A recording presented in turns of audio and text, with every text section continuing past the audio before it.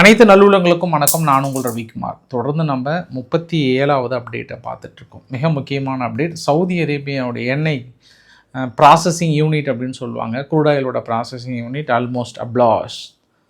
ஒரு 10லேருந்து ஒரு 15 டெர்மினல் இருக்கும். அதில் 2 டெர்மினல் மீது குறிவைத்து அடிச்சிருக்காங்க. கடந்த 3 நாட்களாகவே அப்படியே லைட்டாக புகை மண்டலமாக இருந்தது. இன்று ஆப்கேக் அப்படின்ற அதாவது அரம்கோ நிறுவனத்தினுடைய இன்னொரு ஆயில் ப்ராசஸிங் யூனிட் அதன் மீது தாக்குதலை நிகழ்த்தியிருக்காங்க. அது இல்லாமல் எமினியவதிகள் இறுதிக்கட்ட எச்சரிக்கை கொடுத்துருக்காங்க. ஈரான் ஒரு சில இறுதி எச்சரிக்கைகளை கொடுத்துருக்காங்க. ஈராக் நிலைகள் மீதும் ஜோர்டன் மீதும் சும்மா டைம் போர் அடிக்குது எங்களுக்கு, அதனால் கொஞ்சம் ஒரு 2 ட்ரோன் மட்டும் அனுப்பிக்கிறோம் அப்படின்ட்டு ஜோர்டன் பக்கம் அனுப்பியிருந்தாங்க. ஜோர்டன் நாங்கள் சுட்டு வீழ்த்திட்டோம் அப்படின்னு சொல்லியிருக்காங்க. இறுதி மெசேஜ் கொடுத்துருக்காங்க. ட்ரம்ப் தரப்புலையும் இறுதி மெசேஜ் கொடுத்துருக்காங்க, ஈரான் தரப்புலையும் இறுதி மெசேஜ் கொடுத்துருக்காங்க. அது என்ன மிக முக்கியமான தகவல். அடிஷனலாக நம்ம பாகிஸ்தான் விவகாரத்தையும் பார்த்துடலாம். பாகிஸ்தான் ஆக்குபைடு காஷ்மீரில் ஒரு பெரிய கலவரம், பொதுமக்களை சுட்டு வீழ்த்தியிருக்காங்க அப்படின்ற மாதிரி சொல்லியிருக்காங்க. அதனால் ஓயாமல் அங்கே பெரிய பிரச்சனையாக இருக்குது. அங்கேயும் லைட் அப்படி எட்டி பார்த்துட்டு அப்போ செய்தியை முடிச்சிடலாம். ஸோ பதிவுக்குள்ளே போகிறதுக்கு முன்பு நீங்கள் நம்ம சேனலை சப்ஸ்கிரைப் பண்ணலாம். சப்ஸ்கிரைப் பண்ணிட்டு வாங்க. மறக்காம பெல் பட்டன் கிளிக் பண்ண ஆல் ஆப்ஷன்ஸ் கொடுங்க. வீடியோ கொடுக்கலாம்.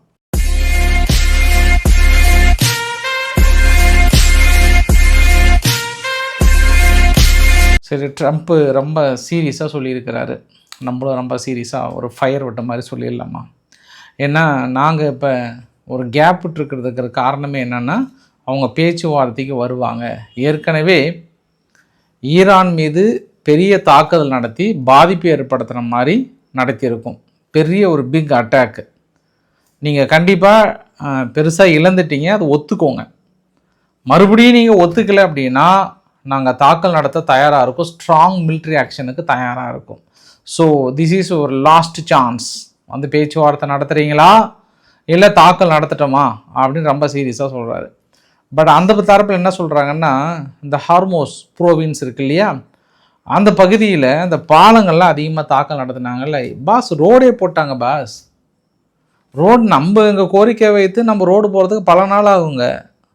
இப்போ மழையாலேயோ மற்றதால பாதிக்கப்பட்டால் 4 வருஷம் 5 வருஷம் நம்ம கஷ்டப்படுறோம். பாருங்கள், போர்க்கால அடிப்படையில் அடுத்த நாளே ரெடி பண்ணிட்டாங்க. ஒரு 3 நாள் கூட இல்லை. ரோடு ஆல்டர்னேட் ரோடு ரெடி பண்ணிட்டு சும்மா ஜம்னு போகிறாங்க. நான் கூட இது மண் ரோடு தான் இருக்கும்னு நினச்சேன். பார்த்தா ரோடே ரெடி பண்ணி ஜம்னு போயிட்டு இருக்காங்க. அது இல்லாமல் இந்த ஃபாரின் மினிஸ்டர் ஈரானுடைய ஃபாரின் மினிஸ்டர் பஹாயி அவர்கள் என்ன சொல்லியிருக்கிறாருன்னா, என்ன சொல்லியிருக்கிறாருன்னா, இந்த எம்ஓயுவை வைலேட் பண்ணது நாங்கள் கிடையாது, அமெரிக்கா. அக்ரிமெண்ட்டில் என்ன கையெழுத்து போட்டோம்? லெபனானில் இருந்து இஸ்ரேல் வெளியேறணும். அதை நீங்கள் ஃபாலோ பண்ணீங்களா? ஃபாலோ பண்ணல. முதல்ல தாக்குதலை முன்னெடுத்தது நீங்களா நாங்களா? நீங்கள் தான் தாக்கல் நடத்துனீங்க. அக்ரிமெண்ட்டில் என்ன சொல்லி சைன் பண்ணீங்க? அந்த ஸ்ட்ரெயிட் ஆஃப் ஹார்மூஸ் பகுதியை அந்த 30 நாளைக்கு எங்கள் கண்ட்ரோல் இருக்குன்னு தான் நாங்கள் சொன்னோம். படித்து பார்த்தீங்களா இல்லையா? மொத்தமாக கண்ணை மூடிட்டு கையெழுத்து போட்டு போயிடுவீங்களா?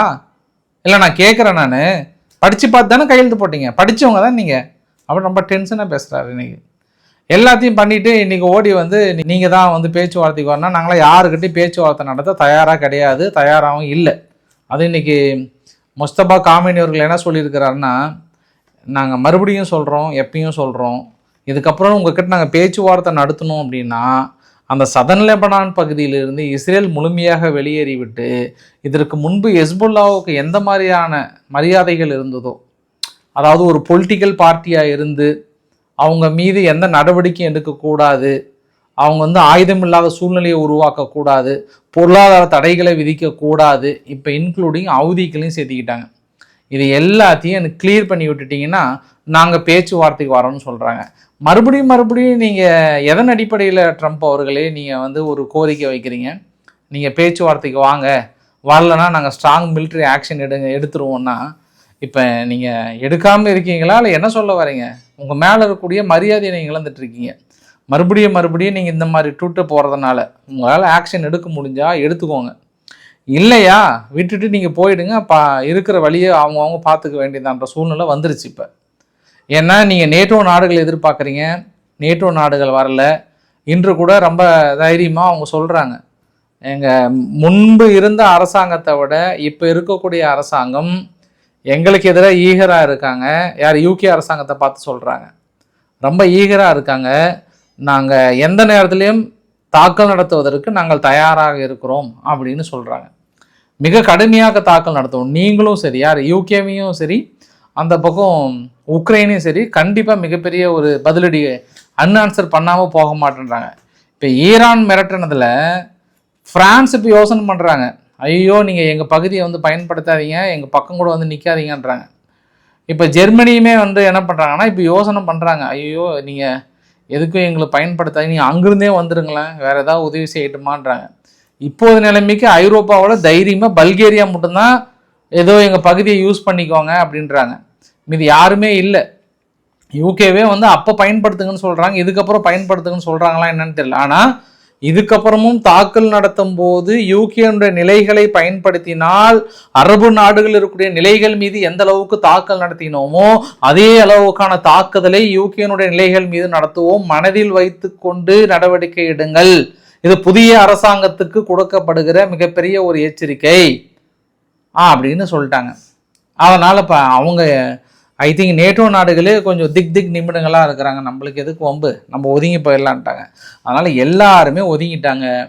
இப்போ ஆக்ஷன் எடுக்க வேண்டியது ஒன்று ட்ரம்ப்பு, இன்னொன்று வந்து நெதன்யாகு அவர்கள், இஸ்ரேல். வேறு யாருமே வரமாட்டாங்க. அதனால் மறுபடியும் அந்த மெசேஜ் அனுப்பி அது வந்து டோட்டல் வேஸ்ட் ஆஃப் டைம். அது ஒரு 20 நாளைக்கு இழுத்துட்டு போக வேண்டியது, அப்புறம் 20 ஒரு மாதத்துக்கு இழுத்துட்டு போக வேண்டியது. அப்புறம் ஆயுதங்கள் கொஞ்சம் ஓடி வருது, இன்டர்செப்டர் மிசைல்ஸை வச்சுக்கிட்டு மறுபடியும் ஓடி வந்து ஒரு 15 நாளைக்கு தாக்கல் நடத்த வேண்டியது. அப்புறம் மறுபடியும் பேச்சுவார்த்தைக்கு வராங்க அப்படின்னு நிறுத்த வேண்டியது. என்னதானோ அவங்க தெளிவாயிட்டாங்க, நாங்களாம் யாருக்கிட்டையும் பேச்சுவார்த்தை நடத்தவும் இல்லை, நடத்தவும் மாட்டோம், ப்ராசஸ் போயிட்டுருக்கு, எங்ககிட்ட எதை கெஞ்சிட்டு இருக்கிறாங்க பார்க்கலான்ற மாதிரி பார்க்கலாம். இது அங்கே இருக்கக்கூடிய ஒட்டுமொத்த சூழ்நிலைங்க. அதாவது ஈரானுடைய சூழ்நிலை, அமெரிக்கா மறுபடியும் மிரட்டுறது. ஆனால் ஃபாக்ஸ் நியூஸ் மட்டும் தான் நம்பிக்கையாகிறாங்கப்பா. இன்றைக்கி கூட அவங்க ரிப்போர்ட்டர்ஸ்லாம் உட்காந்து பேசும்போது பெரிய அளவுக்கு ஆயுத குவியல்கள்லாம் ஏற்கனவே தயாராக வச்சுருக்காங்க, இறுதி எச்சரிக்கை கொடுத்துட்டு அடிக்கிறதுக்கு இருக்காங்க, ஒரு பெரிய ஃபோர்ஸ் வந்து தயாராக இருக்குன்ற மாதிரி நம்பிக்கை இருக்காங்க. இப்போதைக்கு ஈரான் மீது அடிக்கிறதுல மேபி 2 நாள் 3 நாள் ஹோல்டு பண்ணுவாங்க, ஒரு வாரம் கூட ஹோல்டு பண்ணுவாங்க. நான் என்னுடைய கணிப்பு என்னென்னா, இன்று இரவு அங்கே ஹவுதிகளுக்கு கொஞ்சம் பெரிய தாக்கல் நடத்துவதற்கு நிறைய வாய்ப்புகள் இருக்குது. ஏன்னா இன்றைக்கி காலையிலிருந்து நேற்று நைட்டிலிருந்து பெருசாக வாட்ச் பண்ணிட்டே இருக்கிறாங்க ஹவுதிகளை. இன்று இரவு நான் 80% நான் நம்புகிறேன் கண்டிப்பாக அடிக்கிறாங்க. அதுக்கான காரணங்களுக்கு சொல்கிறேன். அப்படி நான் இன்று இரவு மிஞ்சிருச்சு அப்படின்னா அடுத்த நாள் இரவு 100% அடிக்கிறாங்க. அது சவுதி மட்டும் தனியாக அடிக்கிறாங்களா இல்லை அமெரிக்கா ஓடி வராங்களான்றதை நம்ம பொறுத்து இருந்து பார்க்கணும். ஆனால் ஃபுல்லாக கேப்சர் பண்ணது, இடத்த லொக்கேஷன் வந்து கம்ப்ளீட்டாக முடிச்சு வச்சது எல்லாமே அமெரிக்கா பார்த்து வைத்திருக்காங்க. ஏன் அமெரிக்காவும் சவுதியும் வந்து அடிக்க வேண்டியது காலத்தின் கட்டாயம் கூட. இப்போ சவுதி அரேபியா வந்து இன்றைக்கி முக்கிய எண்ணெய் கிணறுகள் ஒன்று வந்து சவுதி அரேபியாவோட கிரிட்டிக்கல் அபாக்கிக்னு சொல்லிட்டு ஆயில் ப்ராசஸிங் ஃபெசிலிட்டிஸ் ஒன்று, அதன் மீது தாக்கல் நடத்தியிருந்தாங்க. உங்களுக்கு நான் காலை பதிவு கரெக்டாக 12 மணிக்கு ரிலீஸ் பண்ணியிருந்தேன் இந்திய நேரப்படி. அதில் 1 மணிக்கு நண்பர் ஒருத்தர் வந்து அங்கே சவுதியினுடைய அபாக்கிக் அந்த ஆயில் ப்ராசஸிங் யூனிட்டில் ஒர்க் பண்ணியிருந்தார். அவர் வந்து மெசேஜ் பண்ணியிருந்தார் போன இதில், நல்ல வேளை ஜஸ்ட் மிஸ்ஸு, பெரிய தாக்கல் நடத்தினாங்க, ஒரு கிரேட் லக் எனக்கு அப்படின்ற மாதிரி வந்து மெசேஜ் பண்ணியிருந்தாங்க. அந்த மாதிரி ஆயில் ப்ராசஸிங் யூனிட் மீதும் அது இல்லாமல் அரம்கோ என நிறுவனங்கள் மீதும் பெரிய தாக்கல் நடத்துகிறாங்க. ஏற்கனவே 3 நாட்களாக அரம்கோ என நிறுவனங்கள் பெரிய அளவுக்கு அப்படியே லைட்டாக எரிஞ்சிட்டே இருந்தது. இந்த பக்கம் அதாவது ஜாசன் அப்படின்னு சொல்லுவாங்க, அந்த பகுதியில் அந்த தாக்கல் நிகழ்த்தியிருந்தாங்க. பட் இன்றைக்கி நடத்தின இந்த வரைபடத்தில் பார்க்குறீங்களா, அங்கே எங்கள் பர்ஷியாக்கள் பக்கத்தில் அபாக்கிக்குன்னு சொல்லிட்டு ஆயில் ப்ராசஸிங் யூனிட்டும் அப்புறம் வந்து ராஸ்டனூரா ஆயில் டெர்மினல், இதை 2ஐயும் தான் அடிச்சிருக்காங்க. இது 2ம் மிகப்பெரிய ஒரு பாதிப்பு உண்டாயிருக்கு. இது தாக்கல் நடத்தினதுக்கப்புறம் ஹவுதிகள் என்ன கிளைம் பண்ணுறாங்கன்னா, நாங்கள் இதே இந்த தாக்குதலை நடத்தணும், இது உங்களுக்கு இறுதி எச்சரிக்கை, இதுக்கப்புறம் உங்களுடைய சென்சிட்டிவ் ஏரியாஸ் எல்லாமே முட்டிக்க போகிறோம் உங்கள் கதையை, இனி நீங்கள் ஏன்டா தொட்டோன்னு வாழ்க்கை ஃபுல்லாக ஃபீல் பண்ண போகிறீங்க, நீங்களா நாங்களான்னு ஒத்தை பார்த்துக்கலான்ட்டாங்க. சவுதி எப்பவுமே கொஞ்சம் சீக்கிரமாக டிசிஷன் எடுக்க மாட்டாங்க, அப்படியே லேட்டாக அப்படியே மெதுவாக டிசிஷன் எடுப்பாங்க. அவ்வளோ சீக்கிரம் ரொம்ப எடுத்தோம் கவுத்தம்லாம் எடுக்க மாட்டாங்க. அப்படியே அவங்க அடித்து டயர்டாக இந்த பக்கம் அடிக்கலாமாப்பா வேண்டாமாப்பா அப்படின்னு யோசனை பண்ணும்போது தான் சரிப்பா 2 அனுப்புப்பா அப்படின்வாங்க. அந்தளவுக்கு ரொம்ப பொறுமையாக தான் யோசனை பண்ணுவாங்க சவுதி.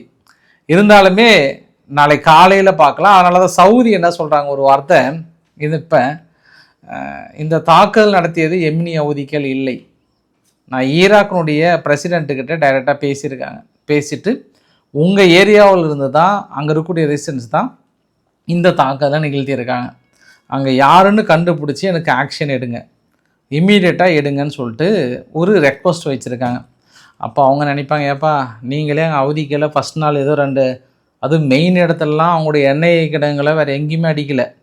ஒரு டனல் ஒரு கம்யூனிகேஷன் சென்டர் ஒன்றும் ஒரு குட்டி தீவு மீது அடிச்சுட்டு அப்புறம் ஒரு மலைப்பகுதி ஒரு 2 இருக்குது, அதை மட்டும் அடிச்சுட்டு நீங்களே அமைதியாக இருக்கீங்க.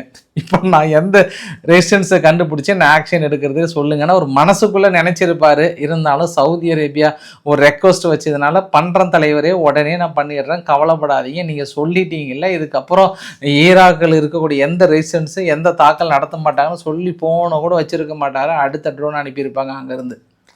அதனால் அங்கே இருக்கக்கூடிய ரெசிஸ்டன்ஸ் வந்து ஈராக்கினுடைய கட்டுப்பாட்டில் இல்லை. நீங்கள் என்ன தான் பேசினாலும் அது வேஸ்ட். அது ஒரு ரியாக்ஷன் அங்கேருந்து கிடைக்காது. அது ஏன்னா முழுக்க அவங்க ஈரானுடைய கட்டுப்பாட்டில் இருக்காங்க. அவங்களும் சரி, ஹவுதிகளும் சரி, ஹெஸ்புல்லாவும் சரி, கிட்டத்தட்ட ஈராக்கில் இருக்கக்கூடிய 24 குரூப்ஸ் இருக்குது. அவங்க எல்லாமே முழுக்க அவங்க கட்டுப்பாட்டில் நீங்கள் ஃபோனு பண்ணி சொல்லி அதை எப்படி எது கண்ட்ரோலுக்குள்ளே கொண்டு வர போகிறாங்கன்னு தெரியல. இதில் ஓமனுடைய ஃபாரின் மினிஸ்டரும் சவுதியினுடைய ஃபாரின் மினிஸ்டரும் ஃபோன் பண்ணி பேசியிருக்காங்க. இந்த மாதிரி தான் சூழ்நிலை, அந்த ரீஜனில் எப்படி நம்ம ஏற்றுமதி செய்வது, என்ன செய்வது அப்படின்னு சொல்லி பெரிய பேச்சுவார்த்தை நடத்தியிருக்காங்க. இந்த பேச்சுவார்த்தை முடித்து செய்தி வெளியிடுறதுக்கு முன்பே அங்கே ஈரானுடைய ஃபாரின் மினிஸ்டர் ஒரு வார்த்தை சொல்லிட்டார். இங்கே பாருங்கள், ஓமன் வந்து எங்ககிட்ட பேச்சுவார்த்தை நடத்திட்டாங்க, எங்களுக்கு கீழே நான் எங்கள் கூட ஒத்துழைக்கிறேன்னு சொல்லிட்டாங்க, இதுக்கப்புறம் ஃபுல் அண்ட் ஃபுல் எங்கள் கட்டுப்பாட்டில் தான் வரப்போகுது, ஆல்மோஸ்ட் ஒத்துக்கிட்டாங்க. இல்லை மறுபடியும் அமெரிக்கா தான் முக்கியம் அப்படின்னு போனாங்கன்னா அவங்களுக்கான சூழ்நிலையை நாங்கள் விலகிட்டோம். அதுவும் ஒரு வகையான த்ரெட்டனிங் மாதிரி தான் அது. அதாவது அன்புன்ற பேரில் த்ரெட்டனிங் பண்ணியிருக்காங்க ஓமனும் வந்து ஆமான்னு எங்ககிட்ட சொல்லிட்டாங்க. ஸ்ட்ரெயிட் ஆஃப் ஹார்மஸ் பொறுத்த வரைக்கும் அமெரிக்கா தலைகளை நின்றாலும் சரியே, வேணால் உங்களுக்காக ஒரு இமேஜ் ஒன்று காட்டுறோம் பாருங்கன்னு சொல்லிட்டு அந்த பொம்மை இமேஜ், லிஹோ இமேஜ்னு சொல்லிட்டு ஒன்று வெளியிட்டிருக்காங்க. அதாவது அது என்ன சொல்லுவாங்க, அந்த கார்க் தீவு இருக்கு இல்லையா, குட்டி தீவு, அந்த கார்க் தீவை வந்து நீங்கள் கைப்பற்றினீங்கன்னா என்ன ஆகும், அங்கே வந்து வெயில் அதிகன்றதை விட ஹியூமினிட்டி வந்து ரொம்ப அதிகம், ஆல்மோஸ்ட் 50 டிகிரி செல்சியஸ். நீங்களாம் ஏசி ரூமில் இருந்தவங்க வந்து ஒரு நாள் கூட தாங்க மாட்டீங்க, தண்ணி இல்லாமல் செத்து போயிடுவீங்க அப்படின்னு வீடியோவை போட்டு இது உங்களுக்கு தேவையான்றாங்க. இந்த வீடியோ எதுக்காக வெளியிட்டாங்கன்னா, மனுஷன் காலையில் உட்காந்துட்டாரு, யாரோ ட்ரம்ப்புக்கு இந்த மீம்ஸ் மாதிரி கிரியேட் பண்ணி கொடுக்க ஆரம்பிச்சிட்டாங்க போல் ChatGPT கிட்ட சொல்லி. மனுஷன் ஏங்க ஒரு 10 இமேஜிங்க, 10க்கு மேலே அவர் பாட்டு அனுப்பிட்டே இருக்கிறாரு. ஏதோ ஈரான் மீது தாக்கல் நடத்துகிற மாதிரி, இந்த கார்க்கு தீவை தாக்கல் நடத்துகிற மாதிரி போட்டு மெசேஜ் போட்டே இருக்கிறதுனால இவங்க பதிலுக்கு இந்த மாதிரி செய்தியை சொல்லி விட்டாங்க. அது இல்லாமல் இப்போ குரூடாயில் பரவாயில்ல, கொஞ்சம் ஒரு 86 பக்கம் வந்திருக்கு.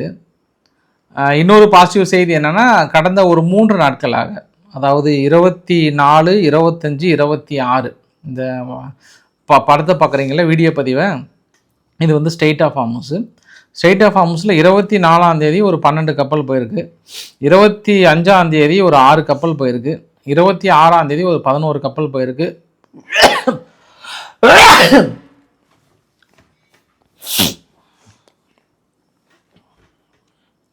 மேபி இப்போ இன்னும் அடுத்த ஒரு கப்பல் போகிறதுக்கு மேபி இன்றைக்கி இன்னும் ஒரு 2-3 கப்பல் போகிறதுக்கான வாய்ப்புகள் இருக்குன்றாங்க. ஆனால் இந்த பக்கம் இந்த பேபிள் மேண்டப் இருக்கு இல்லையா, செங்கடல் பகுதியில் ஹவுதிகள் இருக்காங்களே, இந்த பகுதியில் ஒரு 11 கப்பல் வந்திருக்கு. இது வந்து ரொம்ப குறைவு, இதற்கு முன்னாடி இருந்ததை விட ரொம்ப குறைவாக பார்க்கலாம் நம்ம. ஏன்னா முக்கியமான டெர்மினல் அப்படின்னா இந்த ஸ்ட்ரெயிட் ஆஃப் ஹார்மஸ் இருக்குது இல்லையா, இந்த ஹார்மஸில் 1, 2ன்னு போட்டிருக்கு.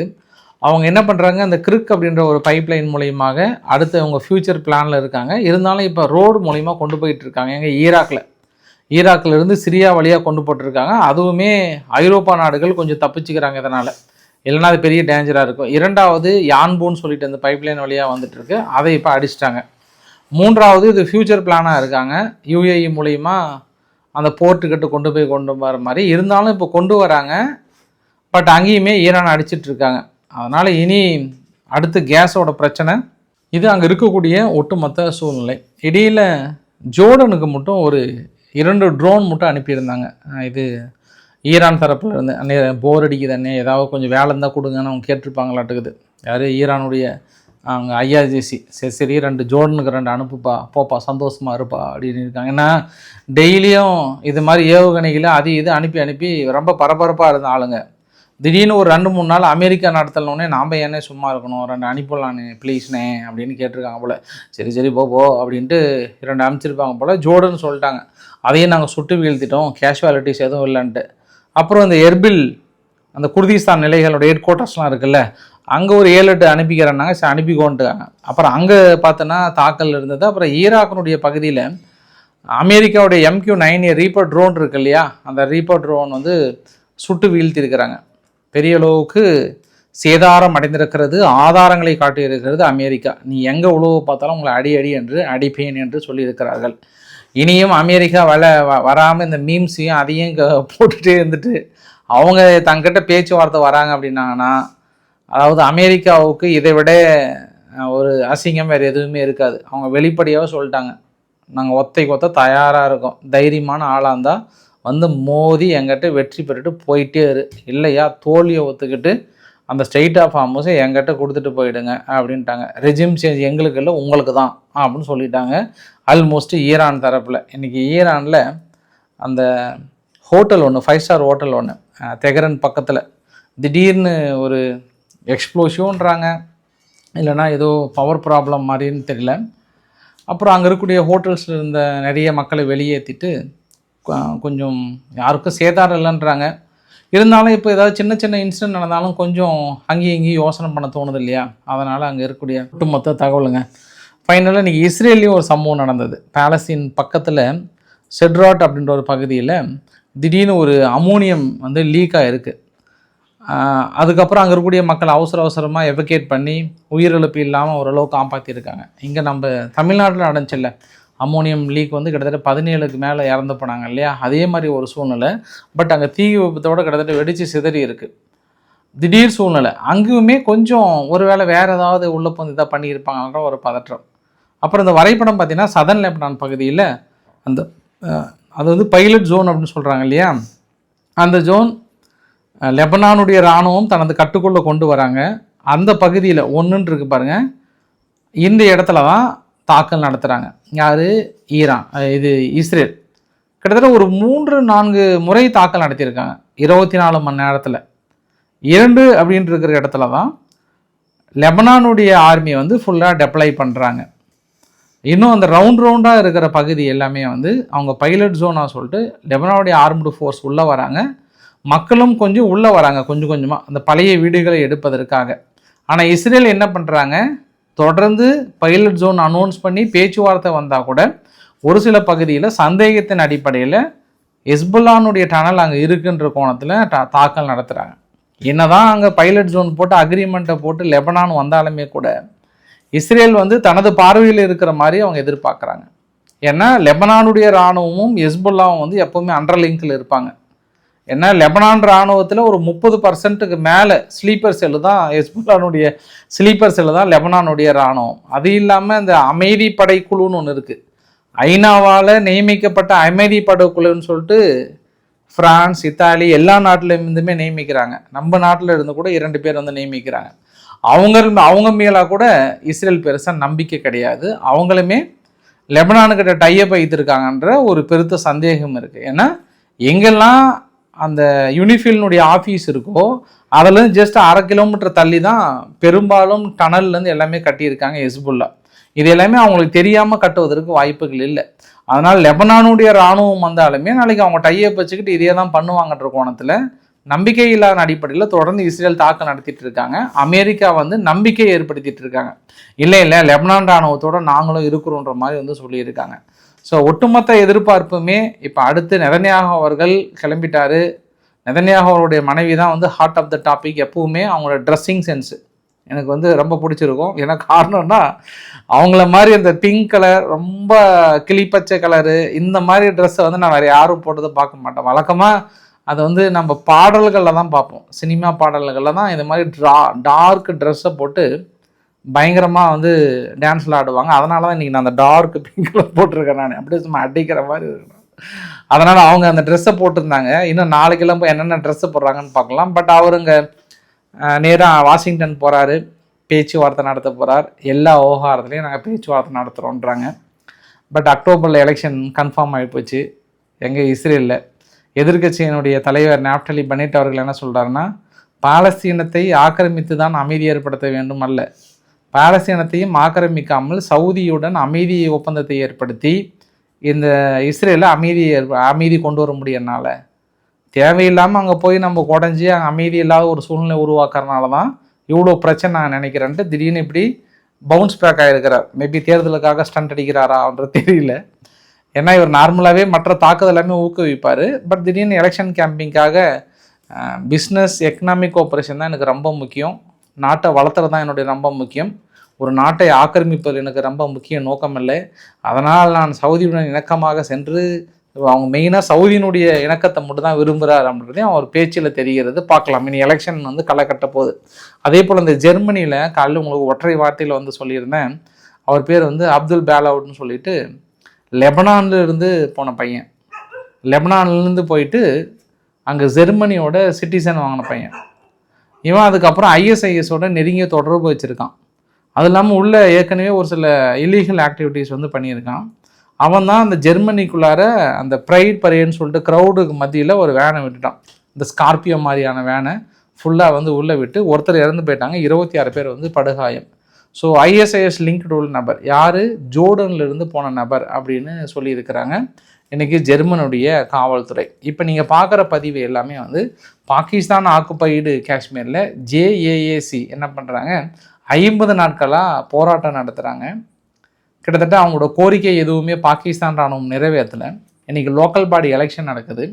அந்த லோக்கல் பாடி எலெக்ஷனில் யாருமே ஓட்டு போட போகல, கம்ப்ளீட்டாக நிராகரிக்கிறாங்க.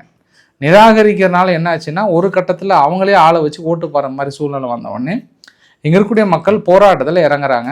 அடிதடியாக மாறுது, துப்பாக்கி சூடாக மாறுது. திடீர்னு பாகிஸ்தான் ராணுவம் துப்பாக்கி சூட ஆரம்பிச்சிட்டாங்க. துப்பாக்கி சூடில் குருவி சுடுற மாதிரி சுட்டு தள்ளியிருக்காங்க.